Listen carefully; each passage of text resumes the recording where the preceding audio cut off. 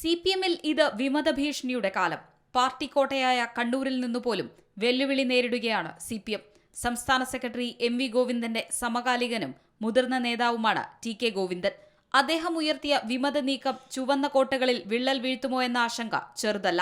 Palakkad PK ശശിയും ആലപ്പുഴയിൽ G സുധാകരനും കൊട്ടാരക്കരയിൽ ഐഷ പോറ്റിയും പയ്യന്നൂരിൽ V കുഞ്ഞികൃഷ്ണനും ഉയർത്തിയ വെല്ലുവിളികൾക്ക് പിന്നാലെയാണിത്. TK ഗോവിന്ദന്റെ വെളിപ്പെടുത്തലോടെ ആന്തൂരിലെ പ്രവാസി വ്യവസായി സാജന്റെ മരണം വീണ്ടും രാഷ്ട്രീയ ചർച്ചകളിൽ നിറയുകയാണ്.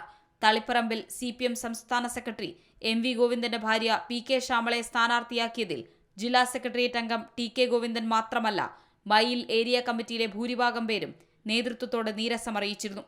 ഇത് വകവയ്ക്കാതെ ജില്ലാ സെക്രട്ടറി KK രാഗേഷാണ് തളിപ്പറമ്പിൽ മത്സരിക്കാൻ PK ശ്യാമള എന്ന ഒറ്റ പേര് മാത്രം സംസ്ഥാന കമ്മിറ്റിക്ക് അയച്ചതെന്നാണ് വിമർശനം. പാർട്ടി വിട്ടവരെ പുകഞ്ഞ കൊള്ളികളെന്നും വർഗവഞ്ചകരെന്നും പറഞ്ഞു മാത്രം പരിഹരിക്കാൻ കഴിയാത്ത പ്രതിസന്ധിയിലൂടെയാണ് CPM കടന്നുപോകുന്നത്. പാർട്ടി സെക്രട്ടറിയുടെ ഭാര്യയെ എന്തിന് സ്ഥാനാർത്ഥിയാക്കി എന്ന ചോദ്യത്തിന് ജില്ലാ നേതൃത്വത്തിന്റെ പ്രതികരണം ഇങ്ങനെ: അവരുടെ ബന്ധുത്വം പരിഗണിച്ചുകൊണ്ടല്ല സ്ഥാനാർത്ഥിയെ നിശ്ചയിക്കപ്പെട്ടിട്ടുള്ളത്.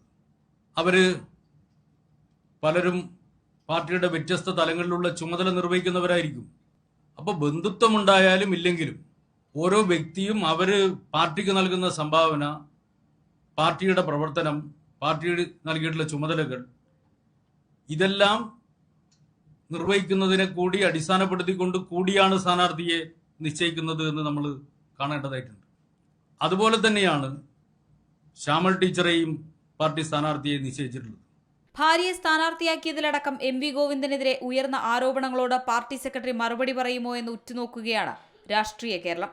ആന്തൂരിലെ സാജന്റെ മരണത്തിൽ PK ശ്യാമളയെ രക്ഷിച്ചെടുക്കുകയായിരുന്നുവെന്ന ആരോപണത്തിനും മറുപടി പറയേണ്ടി വരും. TK ഗോവിന്ദൻ വിമർശനമുയർത്തിയത് പാർട്ടിക്കെതിരെയാണെന്നും വിവാദങ്ങളിൽ പാർട്ടി മറുപടി പറയുമെന്നുമാണ് PK ശ്യാമളയുടെ മറുപടി.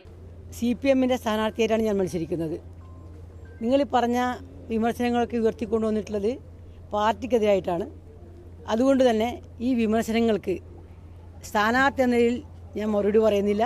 ഇതിന് വ്യക്തമായ മറുപടി പാർട്ടിയുടെ ഭാഗത്തുണ്ടാവും എന്നാണ് പറയാനുള്ളത്. TK ഗോവിന്ദന്റെ ഗുരുതര ആരോപണങ്ങൾ കത്തിപ്പടർന്നിരിക്കെ വോട്ടുറപ്പിക്കാൻ പ്രവർത്തനങ്ങളുമായി PK ശ്യാമള മണ്ഡലത്തിൽ സജീവമാണ്. V കുഞ്ഞികൃഷ്ണനും TK ഗോവിന്ദനും സ്ഥാനാർത്ഥി കുപ്പായമിട്ട് ചെങ്കോട്ടയെ വിറപ്പിക്കാനിറങ്ങുമ്പോൾ അതിനെ പ്രതിരോധിക്കാൻ പാർട്ടി നേതൃത്വം എന്ത് വഴി തേടുമെന്ന് കണ്ടറിയണം. ഏതായാലും അപ്രതീക്ഷിതമായി തളിപ്പറമ്പിലും പയ്യന്നൂരിലും CPM വിമതന്മാർക്ക് പിന്തുണ നൽകി രാഷ്ട്രീയ നേട്ടം കൊയ്യാൻ കഴിയുമെന്ന പ്രതീക്ഷയിലാണ് UDF. C Malayalam news, Kannur.